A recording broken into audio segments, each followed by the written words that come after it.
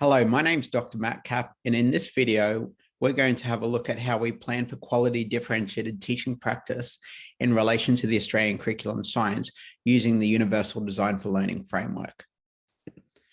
There are a number of steps involved in developing quality differentiated teaching practice. They are teachers working collaboratively. There's significant research out there that shows that when teachers work collaboratively, they become better at their profession, and they're more accurate in terms of the use of the curriculum and more targeted in the strategies they use, and it ensures consistency of practice between classrooms.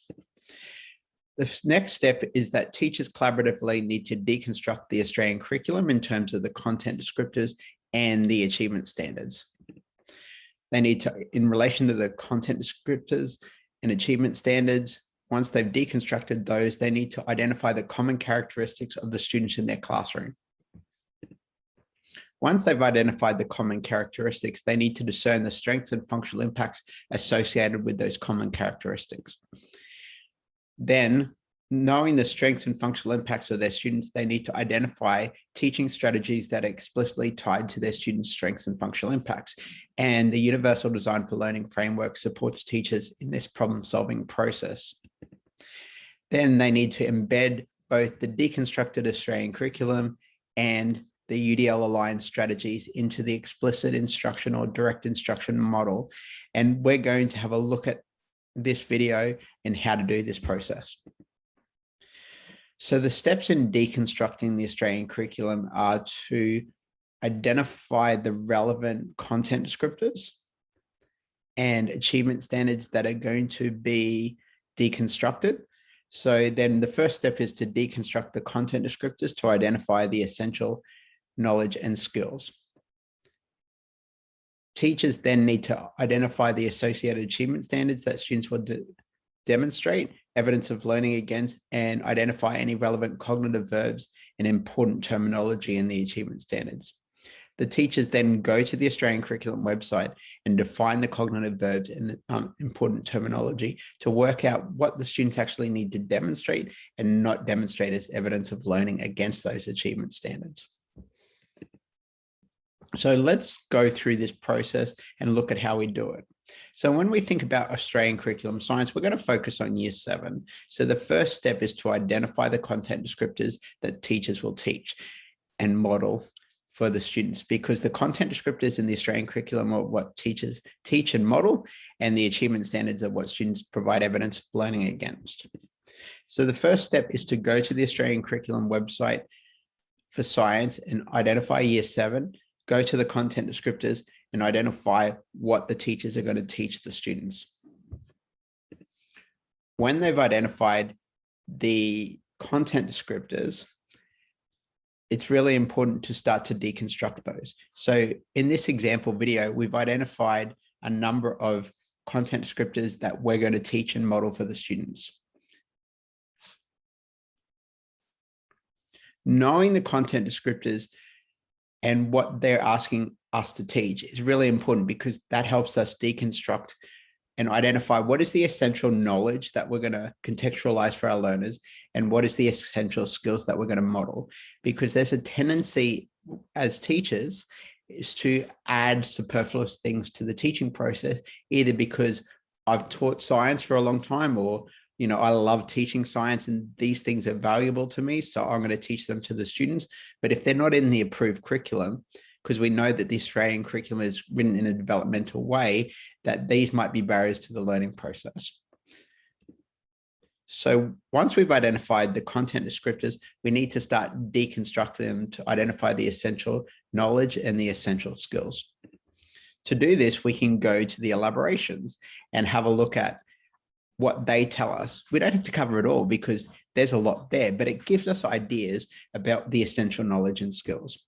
Once we look at the elaborations, we can start to deconstruct those content descriptors into those knowledge and skills.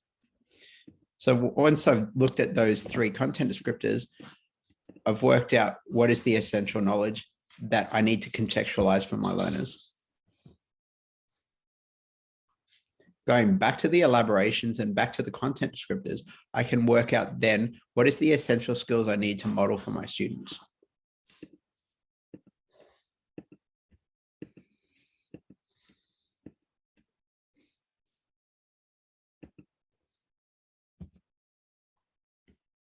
This is really important because when we think about the explicit instruction model, we contextualize the knowledge for our learners. Then we model for the students the essential skills. We model it independently as a teacher. As we model those skills, we're talking out of cognitive thoughts so the students can see what we're doing and hear what we're saying so they can connect our internal thoughts with what we're demonstrating. Then we do it with our students. So we model again, this time involving our students in that process. So once we've identified the relevant content descriptors and we've deconstructed those into the essential knowledge and skills, we need to identify the associated achievement standards.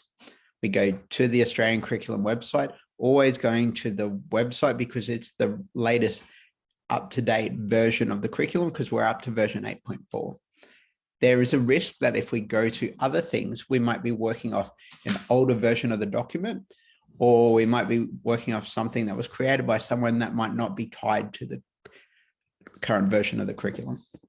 So we go to the Australian Curriculum website, identify Year 7 science, and we look at the achievement standards and we discern the achievement standards that are connected to the content descriptors that we're teaching. You've got to be really careful because the way that the Australian curriculum is written is sometimes the content descriptors that we teach aren't actually assessed in the year that they're taught. They actually might be assessed in the next year because it might not be developmentally appropriate for students to provide evidence of learning at this time against those content descriptors. So it's really important that we have a good understanding of the Australian Curriculum website. So I've looked at the Australian Curriculum achievement standards, thinking about my content descriptors, and I've identified 2 achievement standards that I'm going to get students to demonstrate evidence of learning against.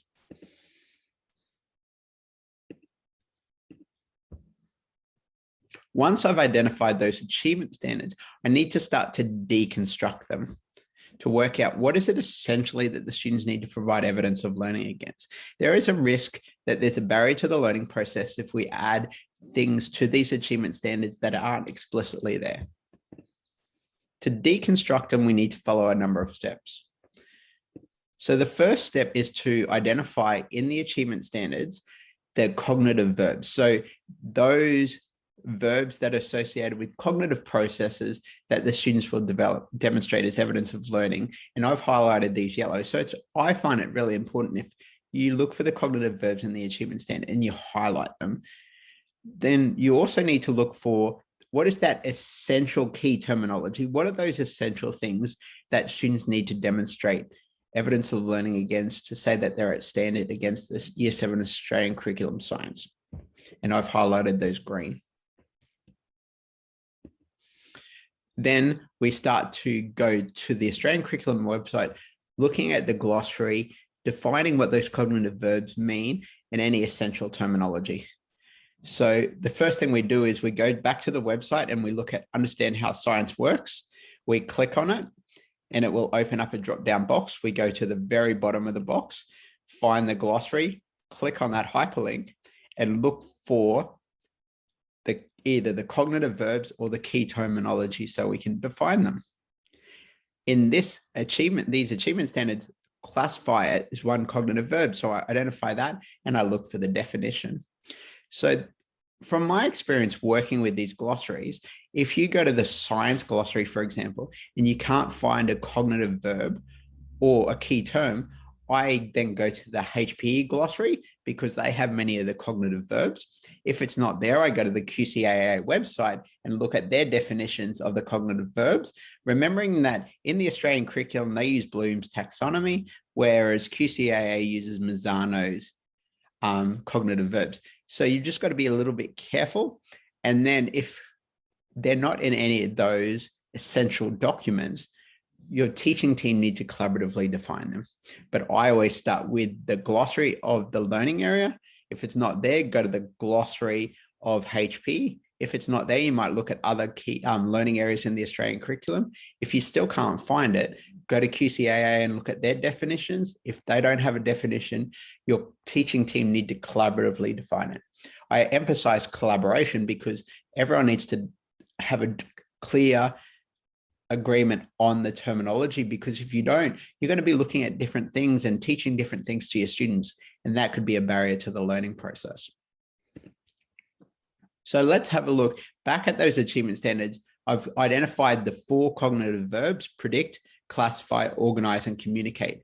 And I've actually gone to the glossaries and defined those, because if we don't understand what they mean, we could actually be looking for different things from our students or teaching different skills that actually aren't explicitly required in that achievement standard.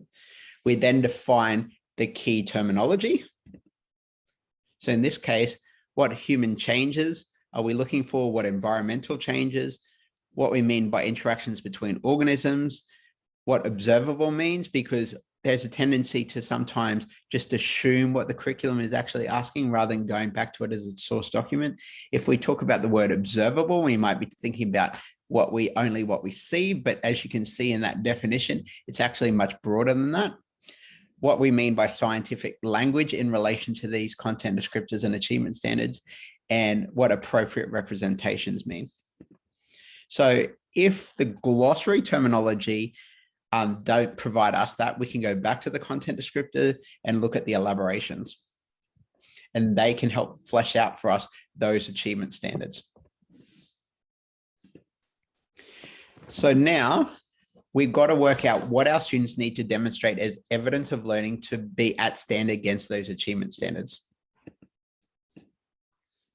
Using that deconstructed content descriptors and achievement standards, I've worked out what my students in my Year 7 science class need to demonstrate to be at standard against those achievement standards. Thinking about, we also need to provide opportunities to demonstrate above, and think about how we're going to support those students who are struggling.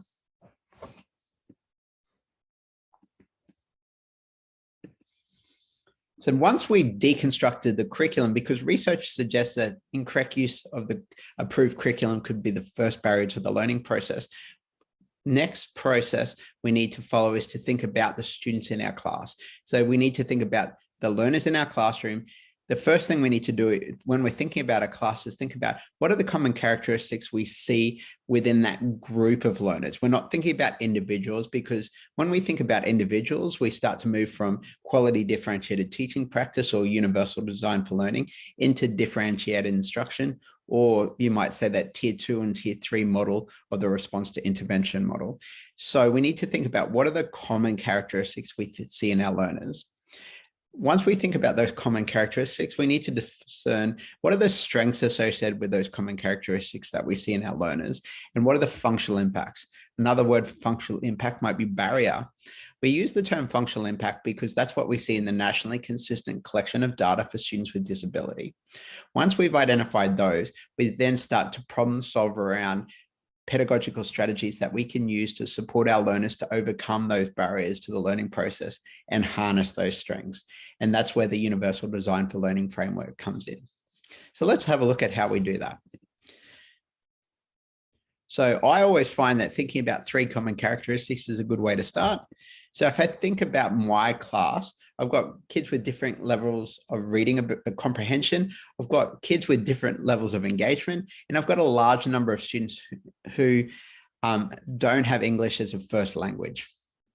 So they're the common characteristics. So once we've thought about those common characteristics, we then need to start to think about strengths. So for those kids with different levels of reading comprehension, some students demonstrate really high levels of comprehension strategies that they've internalized. So they've got those lifelong learning skills.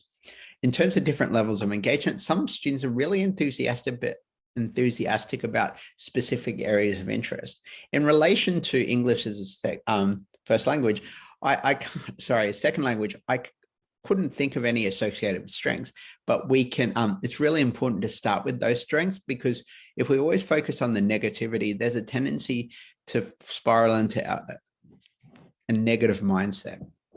So once we've identified those common characteristics and associated strength, we then need to think about what are the potential functional impacts of those common characteristics.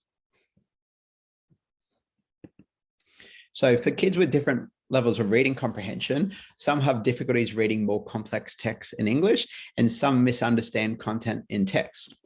So for those kids with different levels of reading ability, some have a lot to say about other things, reluctant writers, miss instruction, they miss content, can be anxious, and they can be reluctant to show teachers what the student can do. And for those kids who English is not their first language. Some have difficulties reading more complex texts in English, some misunderstanding of content and misunderstanding of instructions.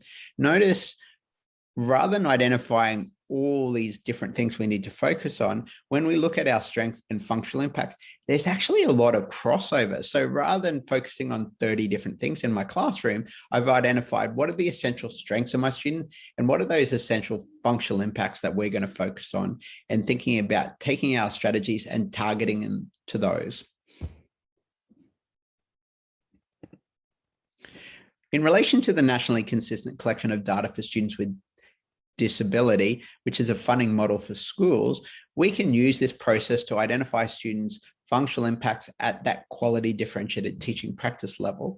So by doing, we do this by identifying the functional impacts that relate to students with disability, and we can just put their initials to show that we're mapping out their functional impacts. I always use initials because if you write their full name of a student and it's kind of gets left on a teacher's desk or something, you've got a breach of confidentiality. So I always use their initials.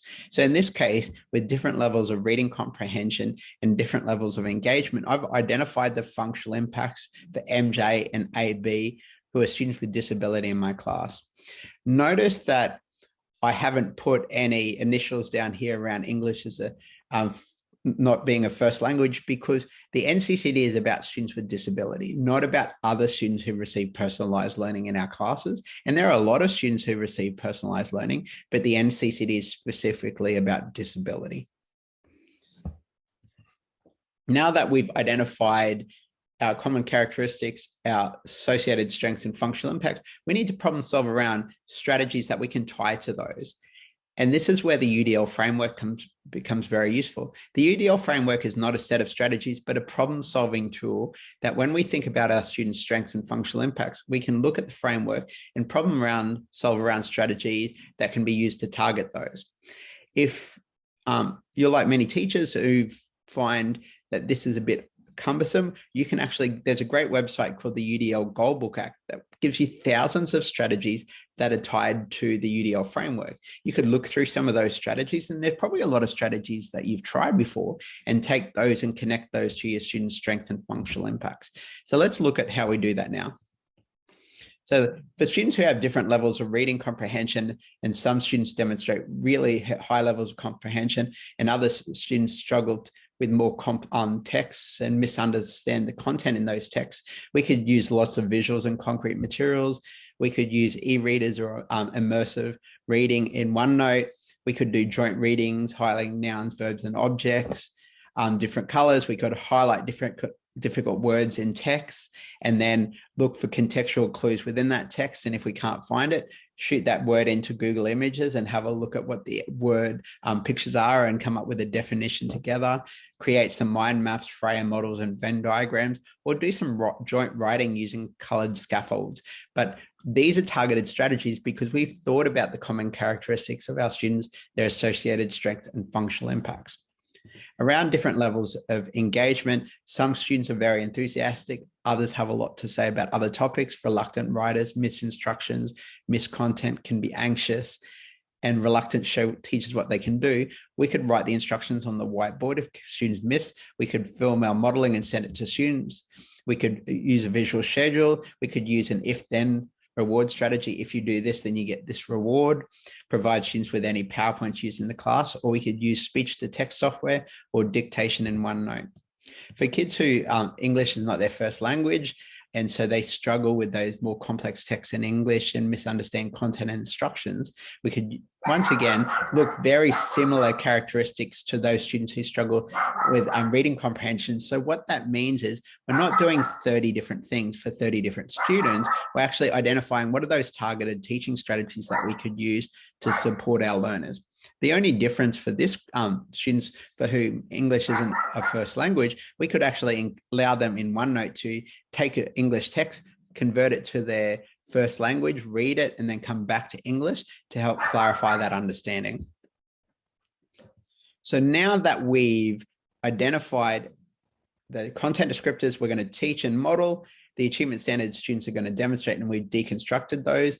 We've thought about our common characteristics, strengths and functional impacts, and problem solved around targeted strategies. We now need to embed all of this into the explicit instruction model. So we know that Vygotsky and others talk about the importance of contextualizing knowledge, then modeling for the students, me independently talking out my cognitive thoughts so students can see what I'm doing and hear what I'm saying, so they can connect what I'm thinking to what I'm doing, and then doing it with the students, pretending you could pretend that you forgot what to do and ask them to help out. Moving into group work where students work collaboratively, and then independent work. So it's kind of a cycle.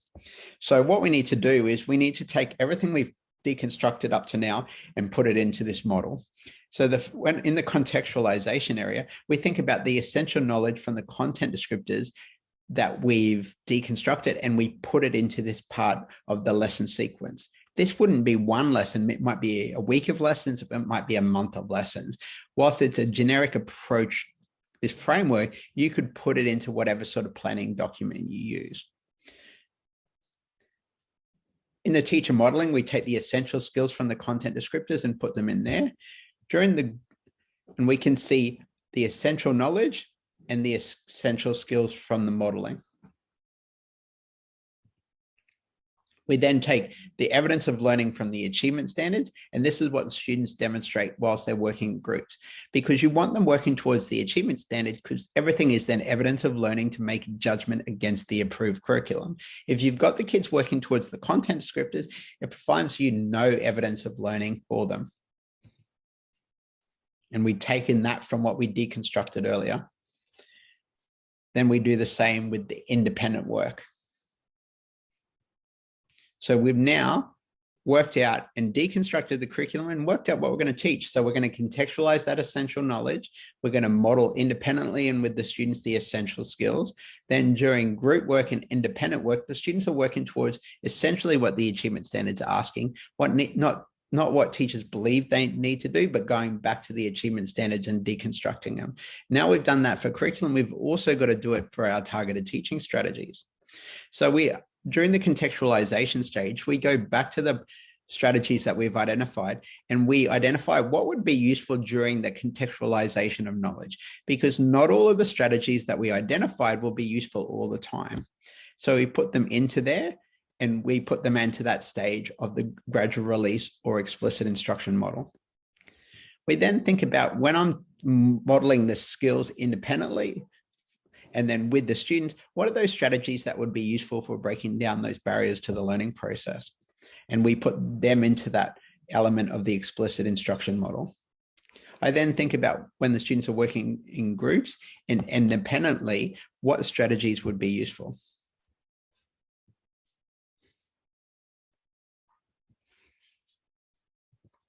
Notice that during each one of those stages of the explicit instruction model, the strategies change, because the strategies are not always going to be useful. When I'm contextualizing the knowledge, the strategies I use there will be different to the strategies I use when I'm modeling a skill. When the students are working in groups, the strategies that will be useful for breaking down barriers to the learning process there will be different to when they're working independently. So that's the process by which we develop universally designed or quality differentiated teaching practice lessons at that tier 1 element of the response to intervention model, because researchers shows that if we don't have good inclusive first teaching at that tier 1 level, we might move into tier 2 and 3, but they won't work, because tier 1 good first teaching might have been all that is needed. So hopefully you found this video useful of how to do the process. I'd strongly encourage you to look at the rest of our social media pages, looking for more of these videos. And if you're interested in us at Capitalize Education developing some of those instructional videos for your staff, reach out to us, contact us on our social media pages. We're always happy to work with other teachers. Thank you for joining us this afternoon.